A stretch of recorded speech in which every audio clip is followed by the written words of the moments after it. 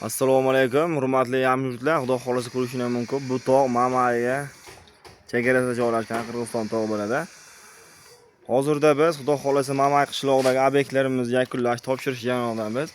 Bir fazli xonadonimizga O'zbekistonni Angola Black 60-120 Kerama Grand kafelardan cho'tka qilib bosib berganmiz.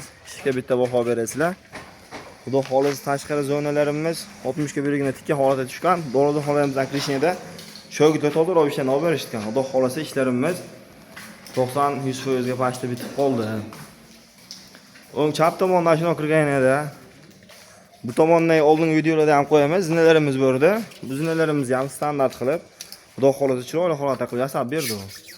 Bu tomon so'killar ham 60-120 seriya holatda tushib o'rnagan.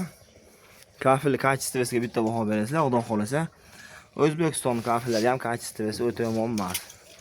45'ler ham alohida bitta tema bo'lib turibdi. Xo'p.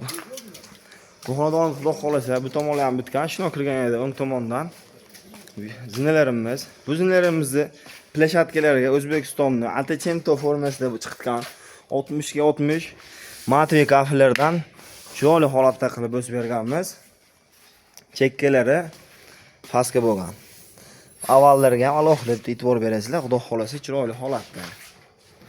Xo'p, shu tomondan kelganida aytek usulda aylangan bag'i kachisi va ish turishiga o'zingizga bitta baho berasizlar. Yerlariga burchatkalarimiz ham chiroyli holatda qilib cho'tka qilib bosib berganmiz. Xo'p, bu videoyimiz Namangan viloyati Yangiqo'rg'on tumani Mamay qishlog'ida bo'lib turibdi. Endi sizlarga bitta atmosferani ko'rsataman.